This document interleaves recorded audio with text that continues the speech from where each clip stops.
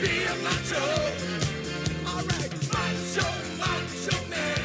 Yeah, yeah, I've got to be a macho man.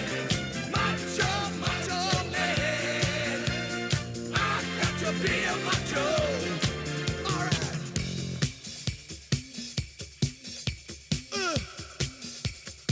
Macho, baby. Body, body, body. Oh, yeah. Body wanna feel my body. Wanna feel my body, baby. Body. All right.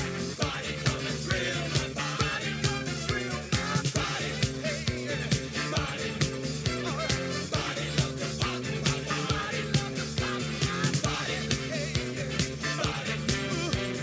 Body is so hot. My body is so hot.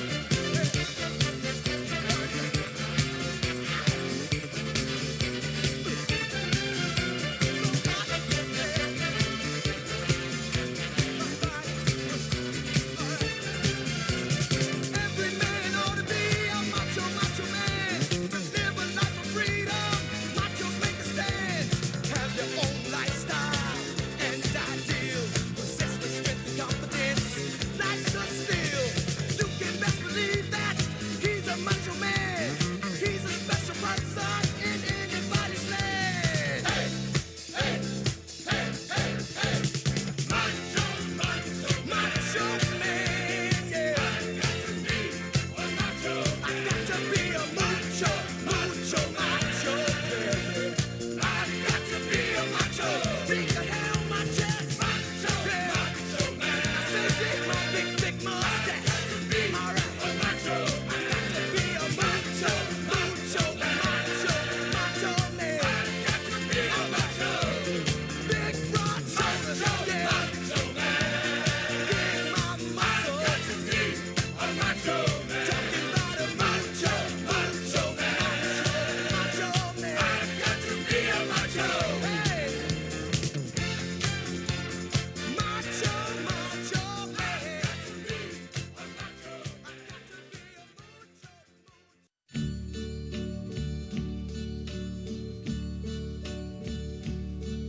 And now the end is near, and so I face the final curtain. My friend, I'll say it clear, I'll state my case, of which I'm certain. I've lived a life that's full. I traveled each and every highway and more, much more than this. I did it my way. Regrets, I've had a few, but then again, too few to mention.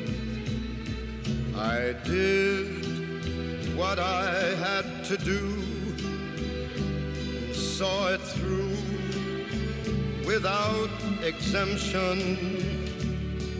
I planned each charted course, each careful step along the byway, and more, much more than this, I did it my way. Yes, there were times, I'm sure you knew, when I bit off more than I could chew. But through it all, when there was doubt, I ate it up and spit it out. I faced it all, and I stood tall and did it my way. I've loved, I've laughed and cried, I've had my fill, my share of losing. And now, as tears subside, I find it all so amusing to think I did all that. And may I say, not in a shy way, oh no, not me. I did it my way. For what is a man? What has he got? If not himself, then he has not to say the things he truly feels, and not the words of one who kneels. The record shows I took the blows and did it my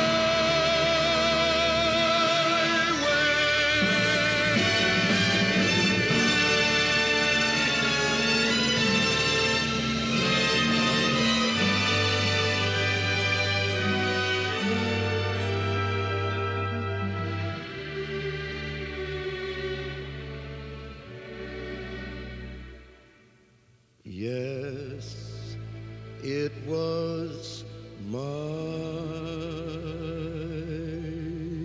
way.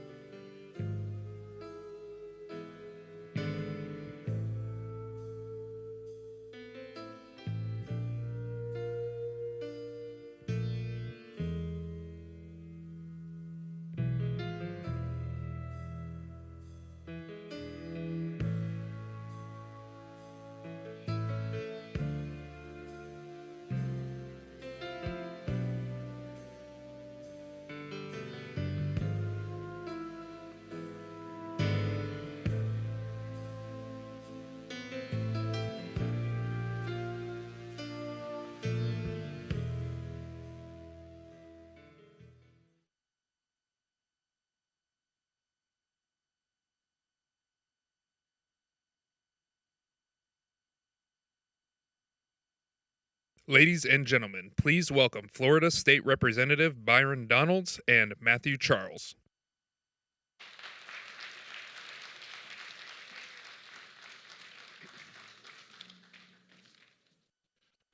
Good afternoon. A close friend once told me that the true form of leadership is taking people to a place they wouldn't necessarily get to on their own. In 2018, President Trump demonstrated true and transformative leadership. when he signed one of the most transformative pieces of legislation, the First Step Act, into law. This landmark piece of legislation not only shortened prison sentences for some offenders and provided much-needed job training to prisoners, it changed the viewpoint of criminal justice reform in the Republican Party. In 2017, I filed a bill to raise the felony theft threshold in Florida from $300 to $1,500, a threshold that had not been raised since 1986. At that time, in the Republican caucus in Florida, I felt alone in wanting to have the substantive changes to our criminal justice system that were definitely needed in the state of Florida. That bill died in 2017, but when I saw what the president accomplished, what many said never would or could be done, it renewed my beliefs that true criminal justice reform, which keeps our communities safe, but allows ex-offenders a real opportunity to come home and be successful, can be achieved in the United States. The president's leadership gave me the courage to file Florida's version of the First Step Act earlier this year. And although we fell short in Florida, the ground has been laid for real reforms in our state. What is now possible in Florida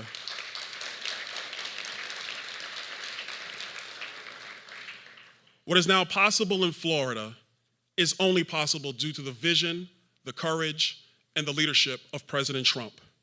The '94 crime bill was one of the most draconian pieces of legislation ever passed. For more than 20 years, that crime bill, which was passed by Democrats and Republicans, saw incarceration rates soar, especially in the Black community. While many organizations on the left and the right started calling on Washington to reverse the '94 crime bill, in typical Washington fashion, the politicians talked, but they did very little. That was, of course, until President Trump. It took courage to get Republicans to follow the president's lead and change the GOP's view on criminal justice reform. It took vision to see that there was a pathway possible for a bipartisan piece of legislation that could be supported by both parties. And it took leadership to stand against 20 years of public policy that did a fantastic job of incarceration, but a terrible job of rehabilitation. They said working on a second step could never happen. But it can happen today, and that is because of the courage and the leadership of President Donald Trump. For his leadership and courage, it's my pleasure to stand here today with Matthew Charles, who's going to come to the podium and introduce the president. And together today, we are going to award him with the 2019 Bipartisan Justice Award. Ladies and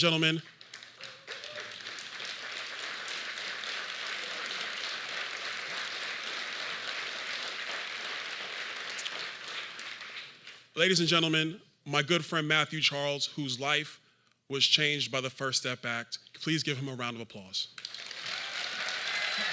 Thank you.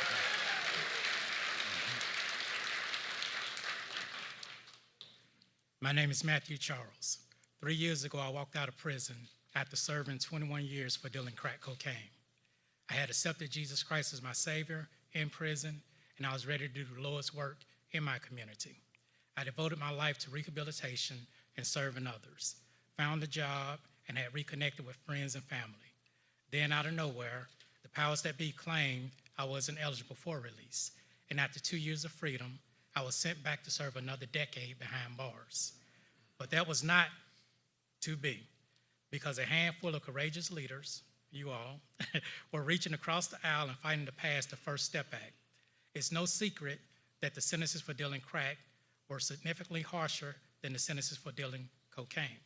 A generation of Black men was practically erased, banished to decades-long prison terms that devastated their children and families, exploded the federal prison population, and placed a stain on this great country. A law was finally passed to decrease sentencing disparities between crack and powder cocaine, but it didn't apply to me because I was already serving time. The First Step Act included a provision that would make the new sentencing laws apply equally to everyone, and that meant I was to be free again. I stand before you today, a military veteran, a convicted drug dealer, a born-again Christian, and a free man. Thank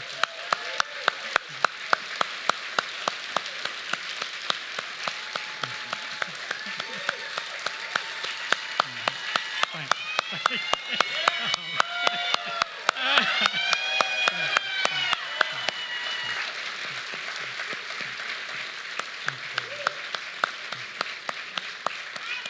Thank you. Thank you. And now I'm grateful to everyone who worked to pass the First Step Act. But I will say this without hesitation.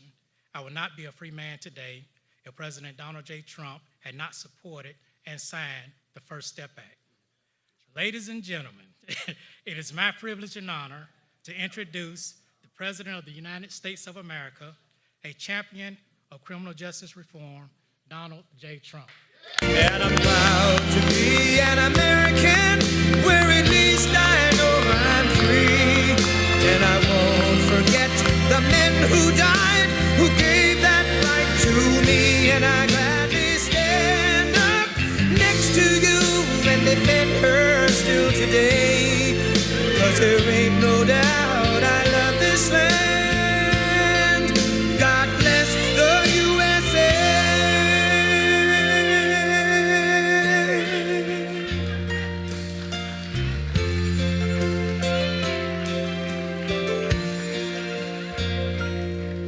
From the lakes of Minnesota to the hills of Tennessee, across the plains of Texas, from sea.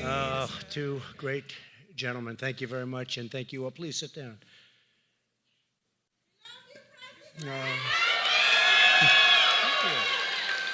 Thank you very much. And I want to thank Representative Donalds as somebody with a future. I don't know if I'd trade him that future for the age. I'd love to pick up that age.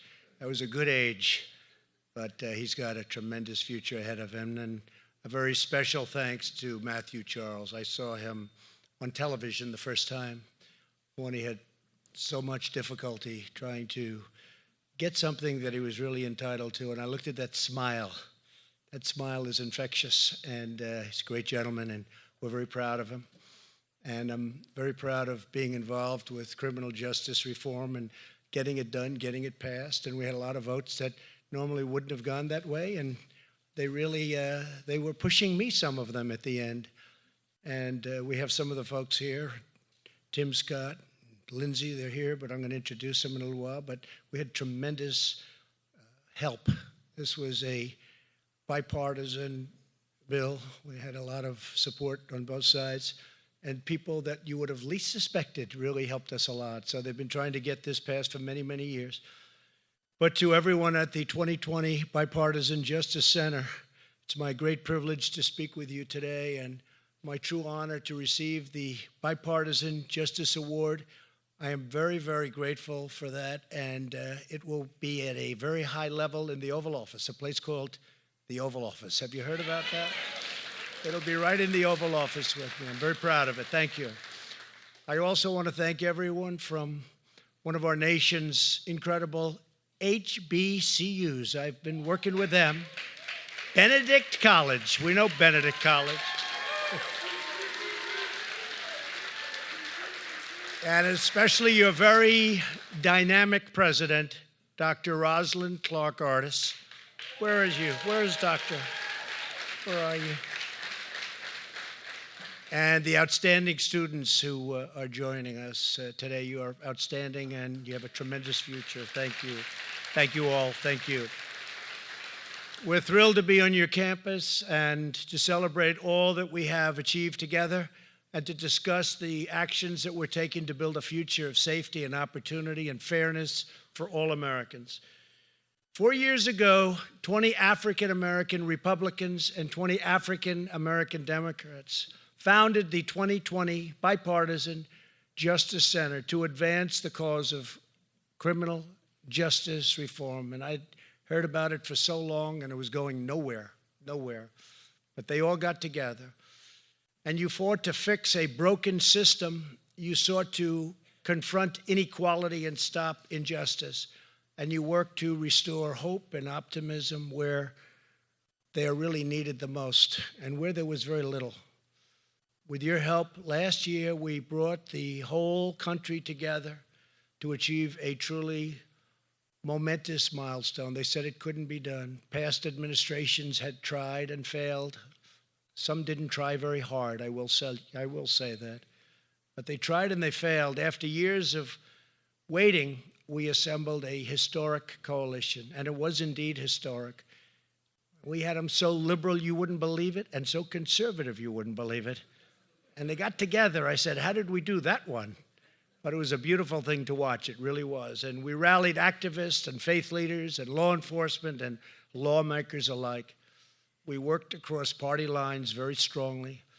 After all of the work and effort, we passed the bill, and I proudly signed it into law, the most significant criminal justice reform in many generations. We call it the First Step Act. I sort of like the idea of just calling it criminal justice reform. But first step is good because that allows a second step and a third step, and that's okay, because we can go there too. But the First Step Act proved that we can achieve amazing breakthroughs when we come together as a nation and we put the interests of our citizens before the interests of any political party. Since we passed this landmark legislation, 10 states have followed our lead and passed legislation that takes critical steps to advance criminal justice reform at the state level. We gave it a beautiful stepping stone, and some states have come and they've really taken it to a level that you'd be very proud of. And it's only because of what we did that they were able to do it legally and in many other ways. So I want to say congratulations to all of the leaders here today from Arizona, Florida, Louisiana, Mississippi, Missouri, Michigan, Nevada, Oklahoma, Oregon, and Tennessee. Congratulations. Great job. Really great job.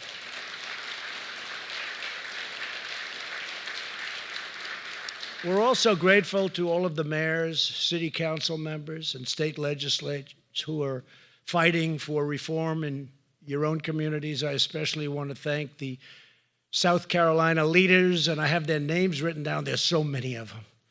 I'll do this before you, Henry. Is that okay? I want to introduce our great governor. They love Henry.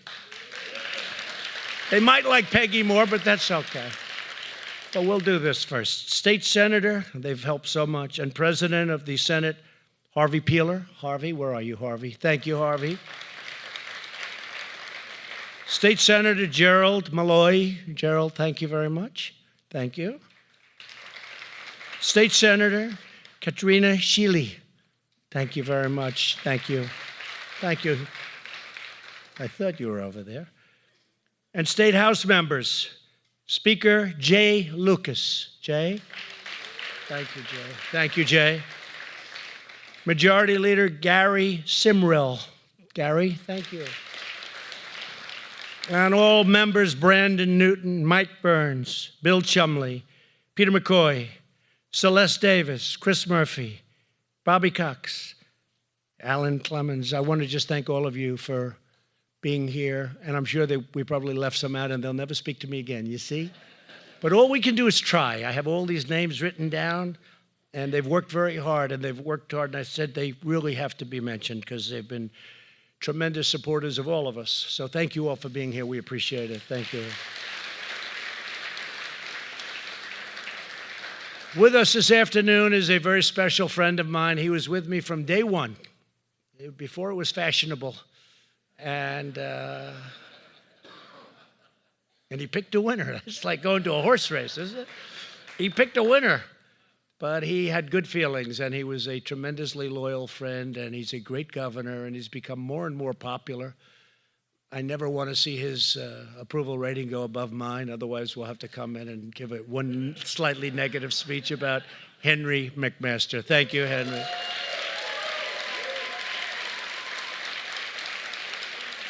And also, please, Peggy McMaster, First Lady, congratulations on a job well done. Thank you, Peggy. She has been by his side, I'll tell you.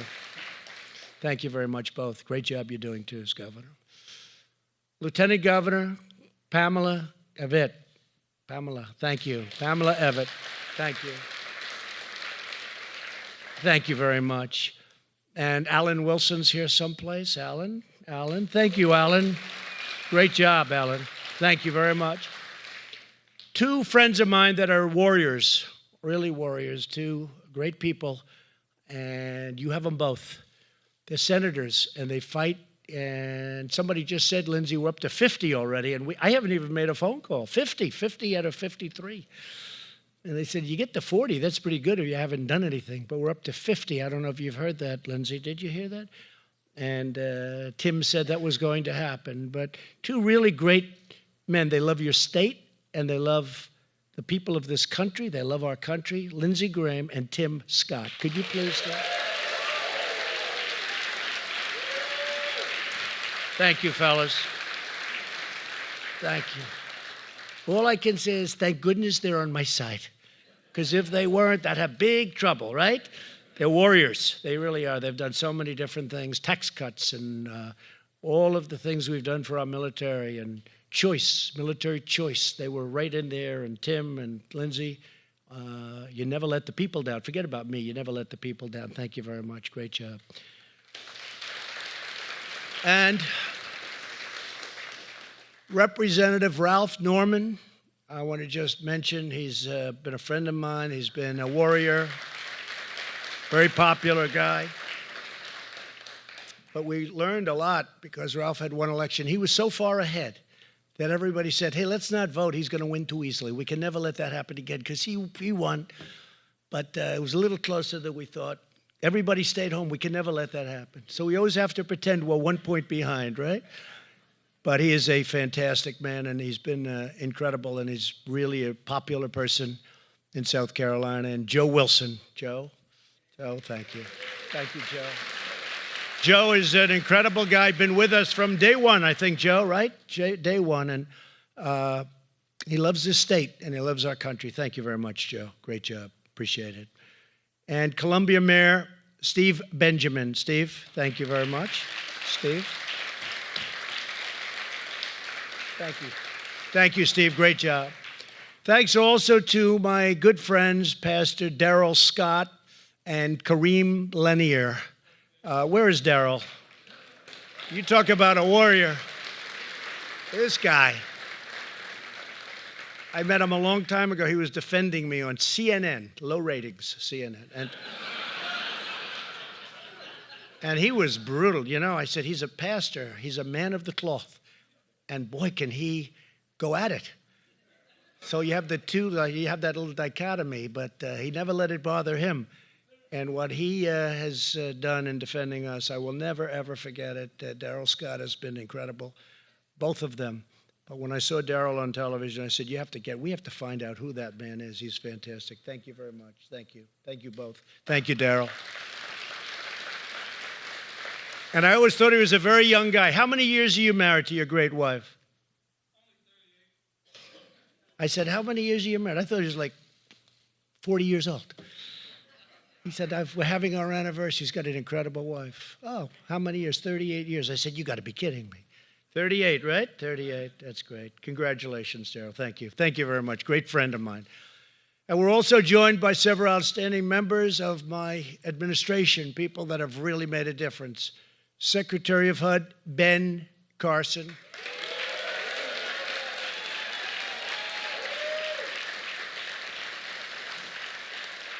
A man that has had more impact on investment in various cities and inner cities and people that really need help. An incredible, inspirational man, an unbelievable athlete, and somebody that's done a job that we can't even believe what a great job he's done. Because opportunity, you know, I don't know if you go see what's happening with opportunity zones. I don't think there's ever been anything like it. And I have to give Tim Scott a lot of credit for that, maybe all of it. You know, I go around, I talk about Tim Scott where they're not that familiar, and I say, yeah, there's a senator from South Carolina. I could be in the other parts of the country. Tim Scott, and they come to me, why did you mention Tim Scott? Why didn't you take more credit? I said, because honestly, it was his idea. We got it done together, but it was. And Tim, I don't think we could have picked a better person than Scott Turner to make our vision come true. It's the hottest thing there is. I don't think there's been anything like it. So, fantastic job. What a job. Jonathan Holyfield, who's with me, and J-Ron Smith, who's with me and been with me for a long time. I want to thank you both. I know J-Ron was back here. Where's J-Ron? He was back here. There he is. He never wants credit. You know, usually he'll stay back there, and I don't want you ever to be. I want you to be right where you should be. But you are, what a job you guys have done. Thank you very much. And a very special thanks to someone who worked tirelessly to get this law passed. You know, I've always said, I was telling Tim before, and I pulled Lindsay aside. I said, you know, I think he's a liberal. He could be a liberal. Jared Kushner, he could be a liberal.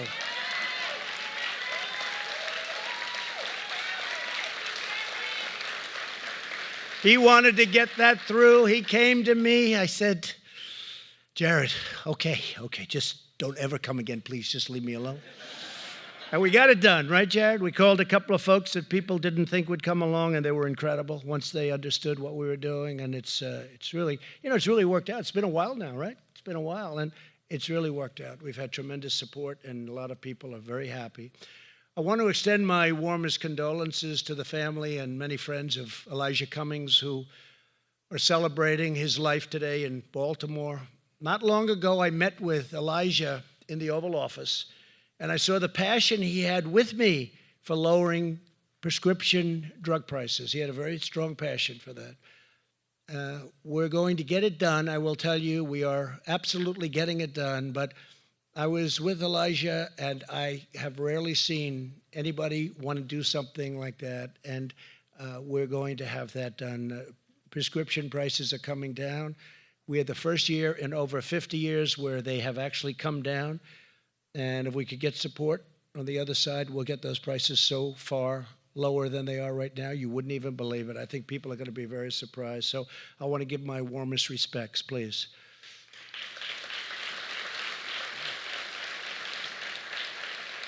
Every African-American leader here today, we have a lot of great leaders from all parts of our country, is very proud of a noble heritage. Throughout our history, African-Americans have strengthened, uplifted, sustained, defended, and inspired the United States of America. At the founding of our republic, African-American heroes gave their lives for the cause of independence. In the next century, leaders like Sojourner Truth and Frederick Douglass escaped the evil of slavery and fought for the ideals enshrined in the Declaration of Independence, that we are all created equal and that our rights come from God. True. In the 20th century, African American churches, civic organizations, and HBCUs like this one, this great one that we have right here. It's a beauty. It's a nice auditorium, too, by the way, I have to say. Go to a lot of places. This is one of the nicer ones. Do you mind if we come back? But you help lead the righteous struggle to secure civil rights. African Americans have given their blood, sweat, and tears for this nation. You're entitled to a government that protects your families, your jobs, your safety, and that always puts American citizens first. So true. So true. From the beginning, my vow has been to stand up for those who have been forgotten, neglected, overlooked, and ignored. And we stand up loudly and clearly in our nation's capital. My goal has been to give a voice to the voiceless and to make Washington see and hear those who have been made to feel silent and to feel invisible.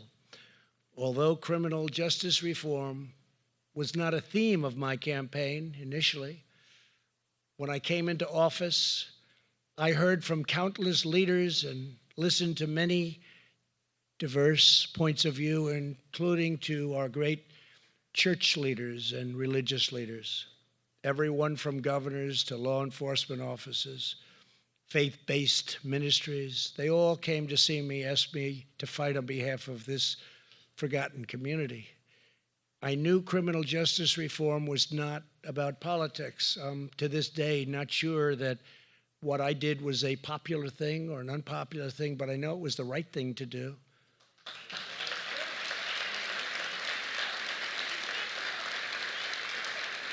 Thank you. Last year, Kim Kardashian West and Kanye West, they came to see me, really good people, they really are.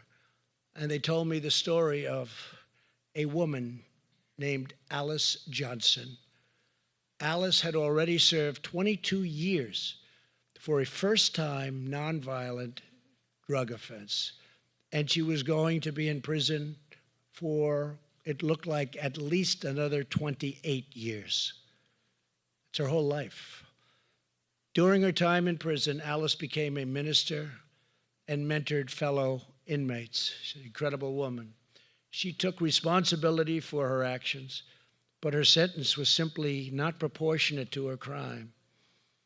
And that's why I commuted Alice's sentence. And I'll never forget the scene. She came out of prison and there were her children, all grown up, big, strong guys, beautiful, really beautiful, incredible women with such love in their hearts, and they embraced and they kissed and they hugged and they cried outside of this big, monstrous prison.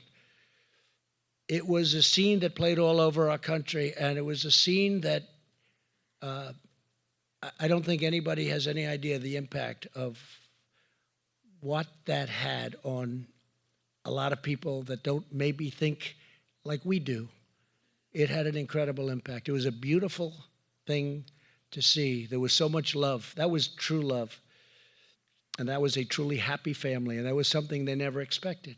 28 more years. I knew in that moment that I made the right decision. And we're all delighted that Alice is with us. She's been such an incredible representative. In fact, sometime I'm going to sit her down and ask, what is it that you do? Please explain it to me, Alice, because I'd like to have a little bit of what you have.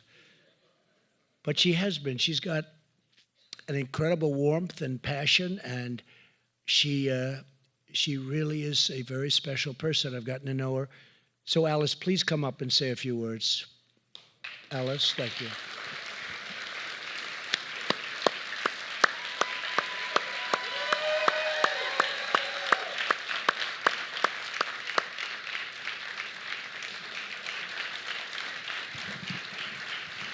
Thank you, darling.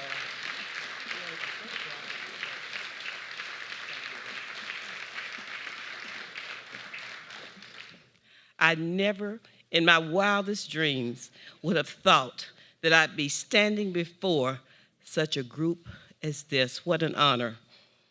Being incarcerated, separated from my family for 22 years, almost 22 years, was one of the hardest challenges of my life.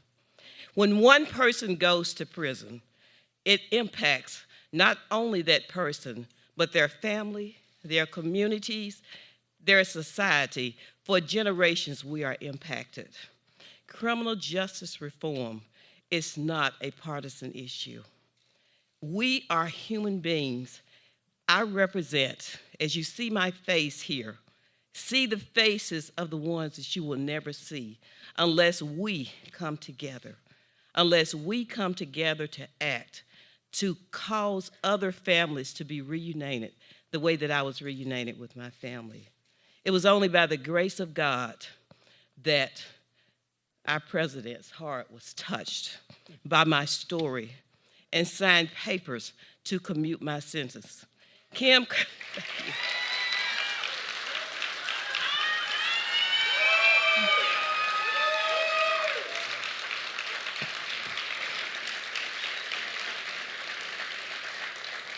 and I want to thank all of you for the warm reception that I have received since I came home. I think that my story touched so many who saw it, who read about it, who heard about it, because we are just regular people. When I came home, I didn't come home as an ex-felon. I came home as a returning citizen. So I just want to say thank you again for all of the work that is being done. I thank all of our legislators who have come together and put aside all of their political differences to work on this very important issue, because this truly has become a movement, and it is one that we as returning citizens would not allow you to forget those who have been left behind. Thank you. Fantastic. Thank you, darling.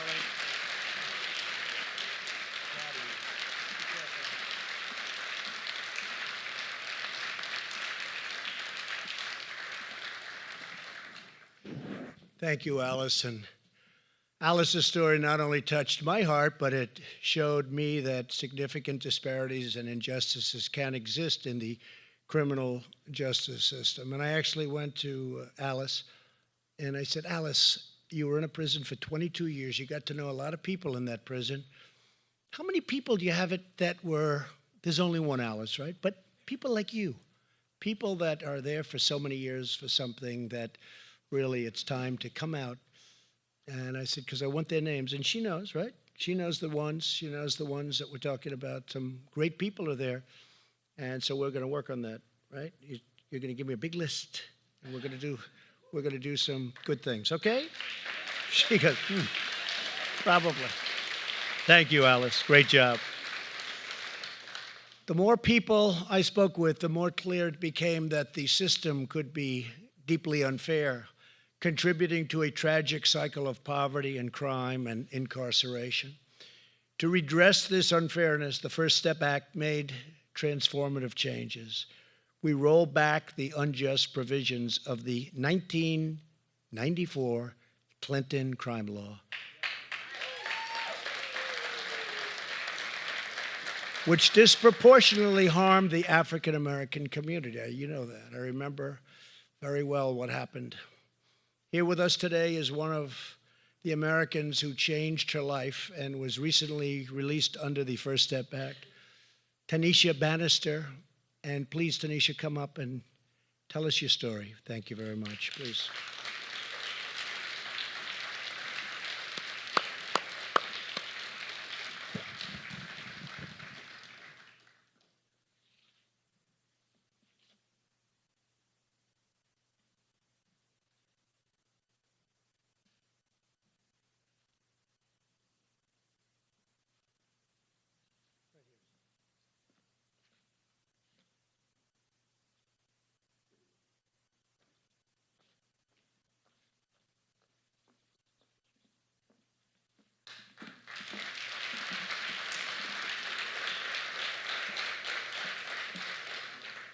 As the President of the United States says, my name is Tanisha Bannister. I was released after doing 16 and a half years under the First Step Act. And it was because of that act that I was able to reunite with my family. I'm joined here today by my son, Abel. He's somewhere in the crowd there.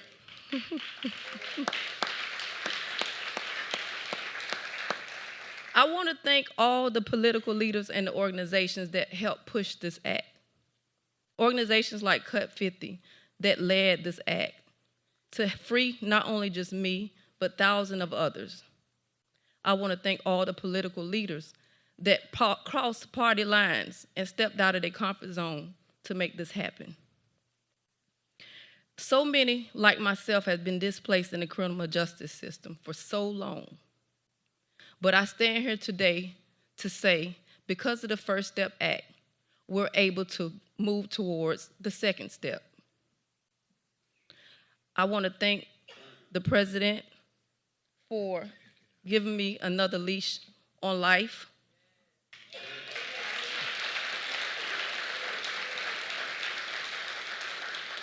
If it wasn't for you, Mr. President, I'll still be serving 5 years in prison. Good. That's good. And I'll be forever grateful for that. Thank you. I just want society to know that this is one bright spot that we can stand on. That's not an issue that has to be forgotten about. It's one that has been focused on by not only just the political leaders, but the organizations that fight, that trudged to Washington, that was our voice when we didn't have a voice to be heard. And I just want to say thank you. I want to say that in order to take the first step, you have to be willing to do things that you're not comfortable with. You'll have to be willing to have conversations that you're not willing to have. For decades, the criminal justice conversation has been a hard conversation to have, almost non-existent. It was all about the political leaders thinking about who can be tough on crime, who can lock up the most and throw away the key. It dehumanized. But I'm standing here today saying this is what a second chance looked like.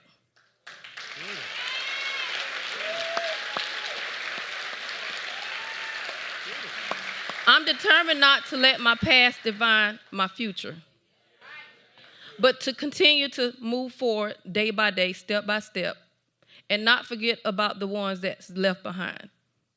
There's still work to do, but what I can say is, on this day, a change has been made, and we're looking forward to things to come in the near future. Thank you, Mr. President. Thank you, Benedict College, for having me. Thank all the political leaders and the organizations that fought for not just myself, but others like me. First Step Act not only freed thousands of people, but it helped rehabilitate us to have us ready to integrate back into society and live a comfortable life. And I just want to say thank you again.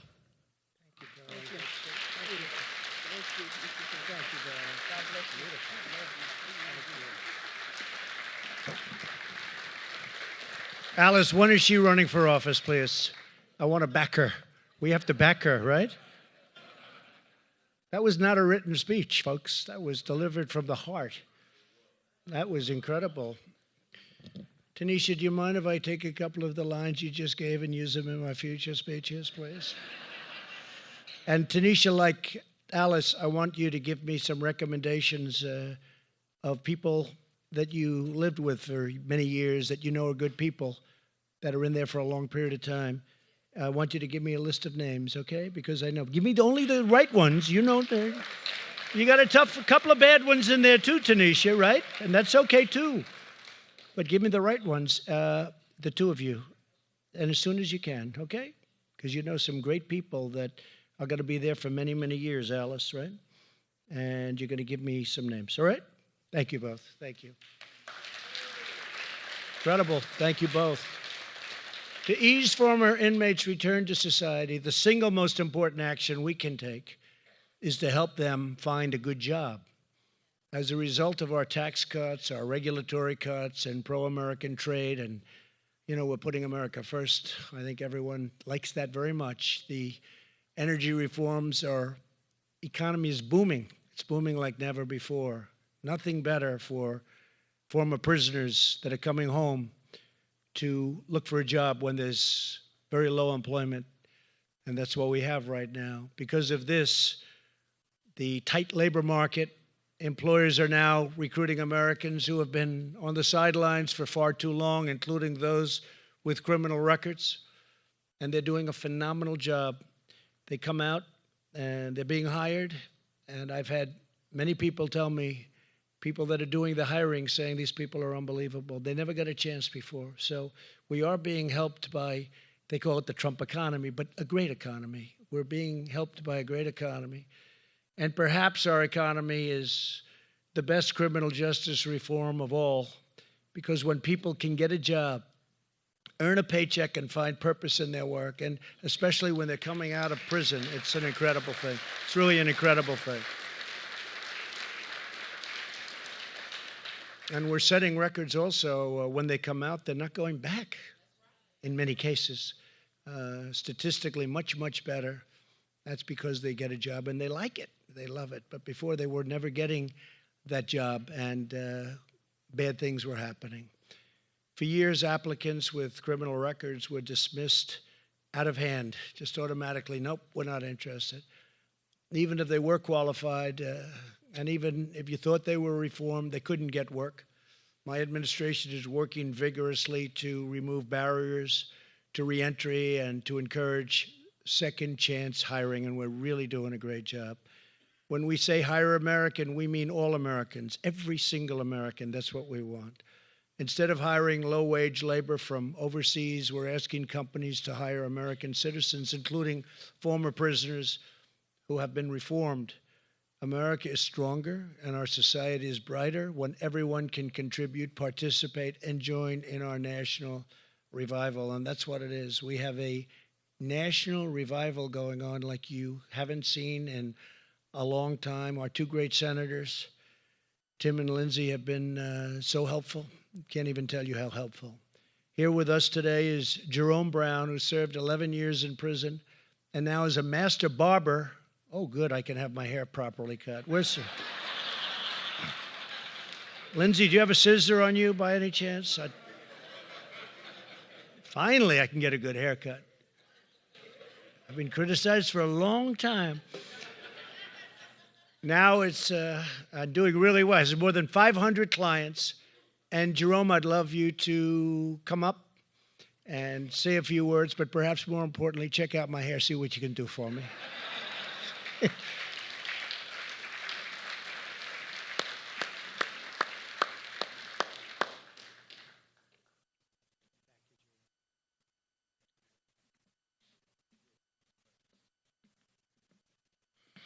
First, I would just like to say thank you to the president for giving everybody a chance, because a lot of times there are people in prison and you don't really know like their goals or their, what they want in life unless they have a chance. I was kind of fortunate. When I walked through the doors of the Federal Bureau of Prisons, I had a goal in mind, and my goal was to educate myself, to read, and to help my entire 11 years.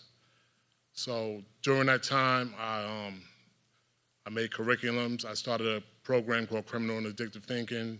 I had barber classes, and I was mentoring guys that couldn't read or write. I would help them. Anything I could do to help somebody, because helping them helped me. And it couldn't have been done without support neither. So support from my family, my wife, Keisha. We've been married 24 years. The staff in the BOP. And now that I'm looking at the First Step Act, the president is also giving a lot of guys and women support again, because without the support, they don't have the incentive to do things positive for their life and to make a change. So for that, Mr. President, I thank you very much. You're so beautiful. Thank you very much. My goal now is just to mentor people as much as I can. I mentor guys now to still come home. I try to show them the right way, not to give up, because a lot of people give up easily just because they have a criminal record, and they just think that's the easy way out, just to say, oh, I have a record, they're not gonna hire me anyway. One quick example, when I was in prison, I had to renew my barber's license, and for 5 years straight, New York State denied me because of moral turpitude, because of my conviction. Every year I said, I don't care, I'm just gonna spend $40 every year, and if they deny me, I'm just gonna do it every day until I get out. And eventually they approved it, and I had letters from staff and everybody that they gave me support. So it's like, you can never give up, Like I said, the support right now from the First Step Back, I think is gonna help a lot of men. There's still a lot of good men left in there and women. So my motto is just, to help one person anywhere is to help secure the future everywhere. Thank you. Thank you. Fantastic job. Thank you. Thank you very much.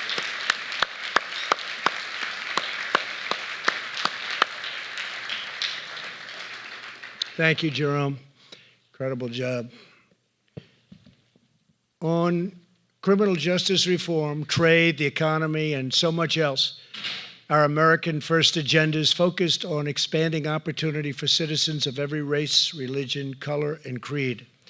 For decades, politicians of both parties put their own interests ahead of your interests and put the interests of foreign nations ahead of the interest of our nation.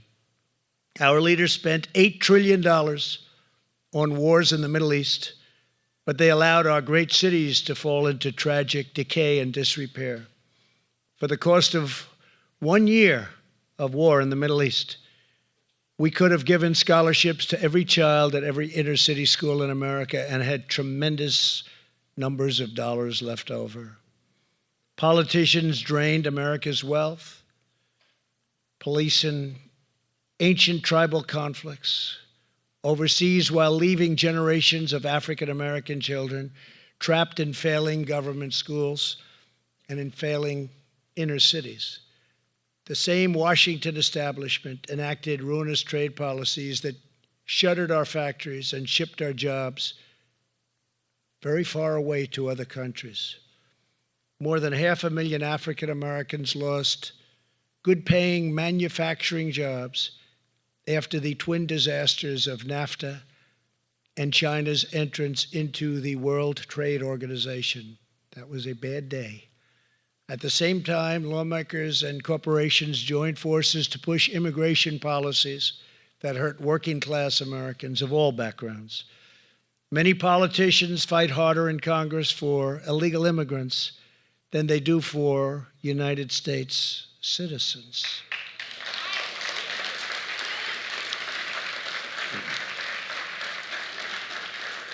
My administration will always put American communities first.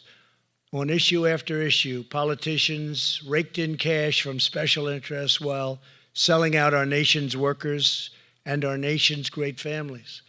Under this administration, the great betrayal of the American worker is over.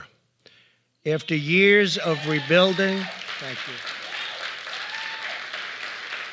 you. After years of rebuilding foreign countries, we are finally rebuilding our country, renewing our cities, and securing our neighborhoods and protecting our own forgotten communities. All my life, that's right, make America great. Couldn't have said it better than you did. Thank you. Thank you, Jerome. All my life, I've been committed to advancing fairness and opportunity for the African American community.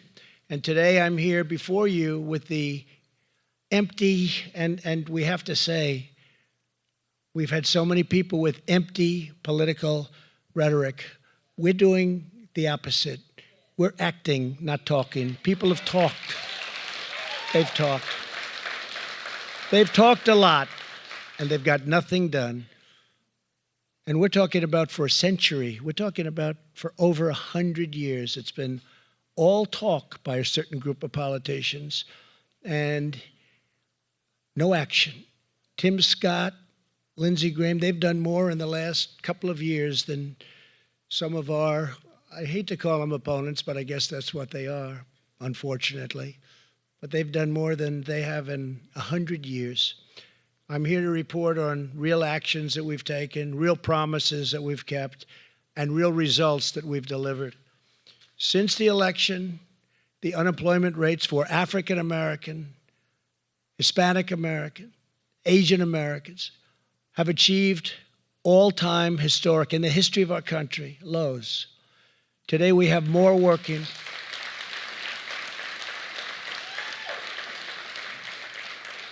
Today we have people working at a level and a number, in the history of our country, we've never had so many people working before, almost 160 million people, never come close. African American youth unemployment, so important, a number that 3 years ago when I was running was through the roof. It was, just incredible. It recently reached the lowest rate ever recorded. Youth unemployment, so important. African American poverty rate has reached its lowest level ever recorded in the history of our country.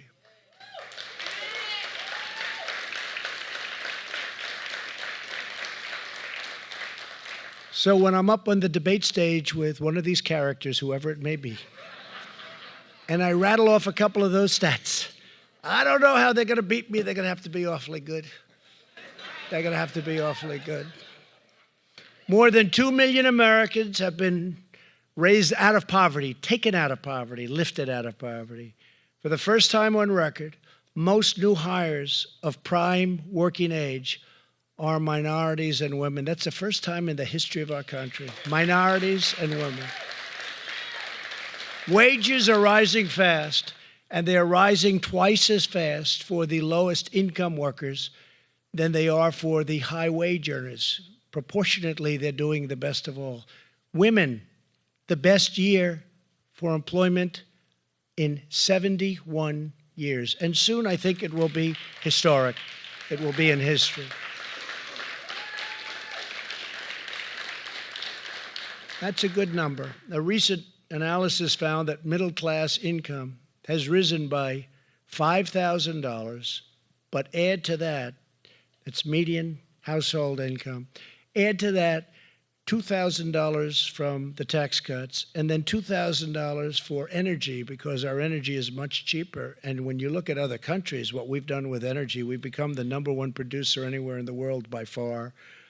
And so that would be $9,000 per household, median income. Think of that, household median income. Nobody has ever come close. If you go back and you look at the Bush 8 years, it's $400 for 8 years. You go back and you look at the Obama 8 years, it's less than $1,000. And with us, it's $9,000 when you add. Think of that. And that's for 2.5 years. They stopped at 2.5. It's even better now because we're almost up to 3. I don't even know if you folks know that, but think of that statistic. $400 for 8 years. $975 for 8 years, and $9,000 for 2.5 years. I mean,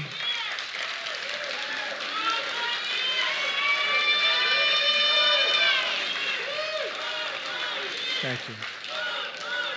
Thank you. That just came out. That came out in a poll, Moody's, and it just came out in a poll.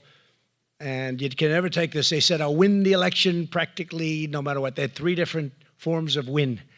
And they've been right in every year except for one. You know what the one was? The last one. They got that one wrong. Did you know that, fellas? They got that one wrong. They said we were wrong about 2016. They don't even mention that I happened to be in that election, but they said that was the only one they got wrong. That's okay with me. They're going to get one wrong. That was the one we wanted them to get wrong, right?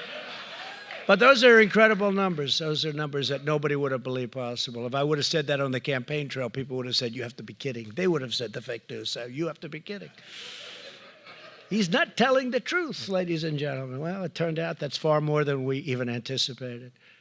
Through our pledge to American workers, more than 360 companies have committed to providing over 14 million training jobs and career opportunities for the American worker. My daughter Ivanka works so hard on that. That's her love. It's her passion. It's incredible. She came to me at the beginning of the administration and she said, I want to help people get jobs, Dad, but they have to be trained. She was a great student. She's a great person. And she said, but they have to be trained. I said, what's your goal? She said, 500,000 jobs. She just hit 14 million. Can you believe? I said, that's Ivanka. You know, that's Ivanka. 14 million jobs. It's incredible. It's one of the reasons I think that our employment numbers are so good. I hope that you will judge my administration based on the tremendous amount that we've achieved, not talking, but achieving. We've made, it's really something. It's really something. And the support that you've given is incredible. We've made our nation stronger than ever before, and I'm here to tell you that we're just getting started. And we're just getting started for the African American community, too. Please remember that. And I will say this, and I really say this with great confidence, the best is yet to come.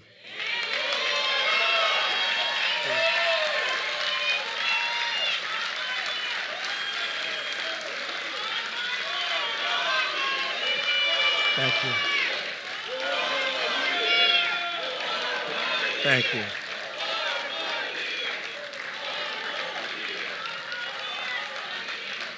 Thank you very much. Now, don't say 16 more years because you'll drive them crazy. They're afraid. They said, you know he's going to win. They said, one of these characters said, you know he's going to win, don't you? You know he's going to win. Well, no, we're going to fight. He's going to win. And then he's never getting out. He'll be here for another 4, and then another 4, another 4. We're never going to get him. So when we say 4 more years, sometimes say 16 more years, it drives them crazy. And we like doing that, don't we? But as we make tremendous strides to deliver greater economic promise to all our citizens, we'll never let up on our efforts to ensure that our justice system is fair for every single American. And I have my own experience. You know that. You see what's going on with the witch hunt. It's a terrible thing that's going on in our country. No crimes. It's an investigation in search of a crime. It's been going on for longer than I'm in office. It's true. It happened before I even got here with, remember, the insurance policy. Strzok and Page, the lovers, the great lovers. The two great lovers, they talked about the insurance policy, right? That she's going to win, but just in case she doesn't, we have an insurance policy. That was long before Mueller and that whole deal. We had 18 angry Democrats that hated Trump looking at me. Spent $45 million and they found nothing. I think I could do that with almost everyone in the room, except maybe your two senators. I could never find it. That's why they're senators, because they're so clean, right? But in America, you're innocent until proven guilty, and we don't have investigations in search of that crime. It's a terrible thing. It hurts people very badly, and it divides the country. Innocent people are those surrounding innocent people. We're being destroyed and humiliated. We have so many people that have been hurt, destroyed, and humiliated in ways that we've never seen before in the history of our country. And we're working to put an end for everybody to horrible injustice and the horrible practices that we've seen. It's just not only here, it's in other places. It's in some pretty high places. Justice, fairness, and due process are core tenets of our democracy. These are timeless principles I will faithfully uphold as president. They're principles Republicans stand for and historically Democrats have stood for in the past. They used to stand for them. If this were a Democrat, they would never allow this to happen. They would never, ever allow this to happen. And I'll tell you, Tim Scott made the finest statement yesterday. He said, the president is innocent. Forget about due process. He's innocent. And I won't forget that statement. We have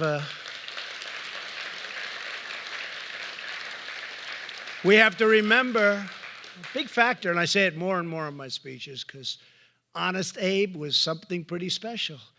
Abraham Lincoln, he was a Republican, a president revered for what he did to preserve our nation and union and to abolish slavery. Abe Lincoln was a Republican. A lot of people forget that. Fellas, I think we have to start bringing that up a little bit, okay? People forget that. They don't know that. They don't assume it, actually. We're committed to upholding his legacy and the sacred principle that all people are entitled to live in freedom and dignity.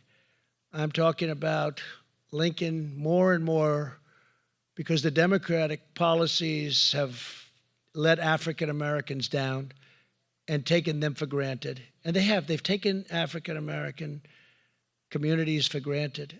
And I promise you that Republicans will never, ever do that. We're going to keep fighting for you, and we're fighting hard, and we're really having an impact. And you're having an impact on elections now. And you should never let that happen, but they have taken advantage.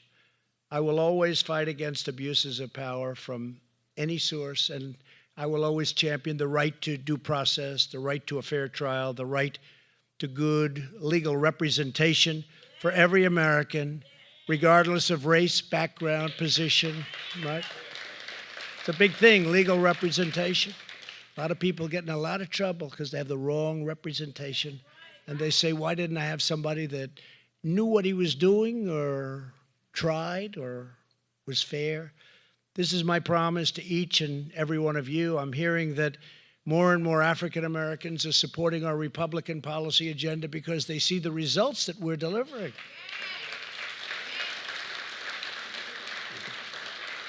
You know, during the campaign, I read a long list of things. It was a speech, regular speech, long list. Highest crime rate, African American, highest crime rate, worst housing situation, lived in the worst areas. Everything was bad. Worst education. There were like 10, and I'm going over 10 things over and over and over. Highest rate of incarceration. And this is all African American. And I said to myself, probably I shouldn't say it, but I'm going to say, vote for me. What the hell do you have to lose? Do you remember that? What the hell do you have to lose? I said it. By the way, I hate to say this to you, but my poll numbers with African Americans, Tim, went like a rocket ship, okay? My people said, I don't know if that was good to say. I said, look, it's the truth. What the hell do you have to lose? And you know what? I said it. And sometimes I'd take the word hell out because the fake news would say, he used a horrible word. The word hell was a horrible. I said, I've heard worse than that.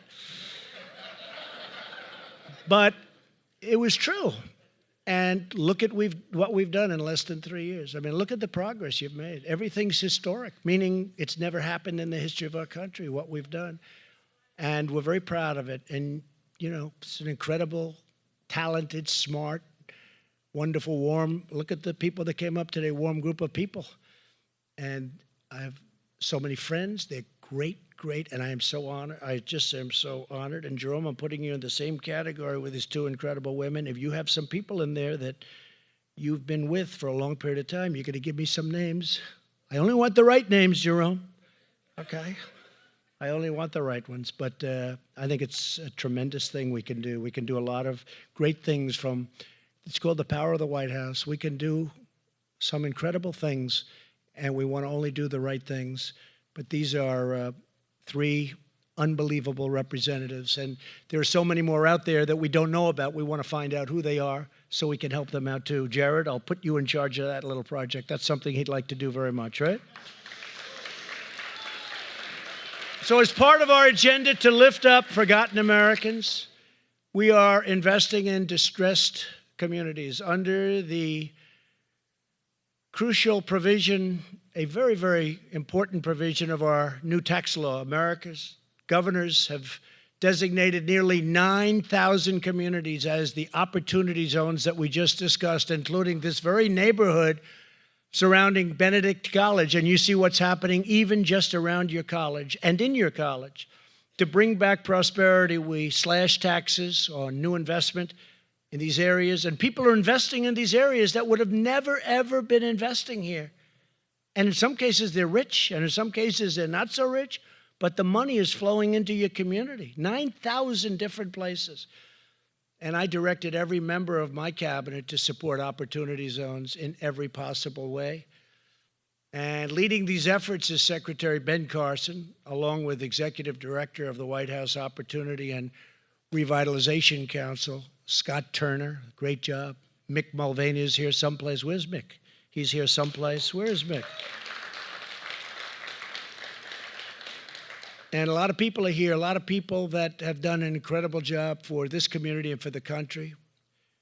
Within my first weeks in office, I also signed an executive order to support historically black colleges and universities by moving federal HBCU initiative to the White House, where it belongs. It's now in the White House. Over the past 2 years, we have increased federal funding for HBCUs by a record 13%. Check out the last administration. See what they did for you. Not too much. Not too much. You said it, nothing. Not much. Check it out. I don't want to get into this. I'll get myself in trouble, but I want you to check it out yourself. My administration will always treasure and protect HBCUs like Benedict College. Very important. It's very important. The story of this institution reminds us all how African American leaders have helped America stand for what is just, noble, right, and true. Nearly 150 years ago, Benedict College began with 10 students and one great Baptist minister. Their first classes took place in a former plantation mansion. In the 1930s, Benedict students participated in one of the first civil rights campaigns in South Carolina. From the halls of this campus came American pastors and poets, advocates and athletes, innovators and entrepreneurs. In their courage, their vision, their determination, their wisdom, and their grace, they lifted up the sights of our nation and called America to greatness. They have done an incredible job. This has been an incredible institution.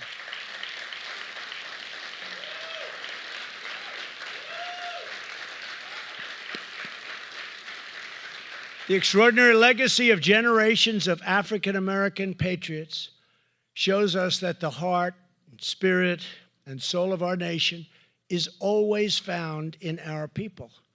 You are the source of America's strength. the captains of America's destiny, and the authors of America's future. Now, after decades of bitter disappointments and betrayals from Washington, and you have had the most bitter disappointments, more than anyone, my administration is making a decisive break with the failures of the past. We are taking on the entrenched interests, the corrupt power structures, and the rigged systems of the old status quo.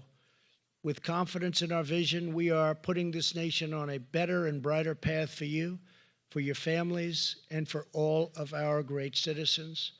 We're keeping our promises.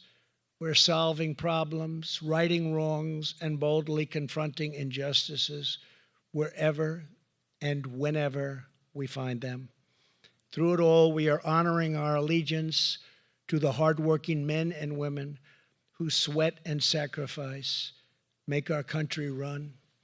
Together, we are reaffirming the sacred bonds of loyalty and love that unite us together as citizens and patriots and as Americans. We are defending freedom and justice and equality for every man, woman, and child all across our nation. We are fighting to bring opportunity, dignity, and hope to every block, every neighborhood, and every city and town all throughout this magnificent land. Above all, we are putting our faith in the greatness of our people, the grace of our God, and the glorious power of redemption.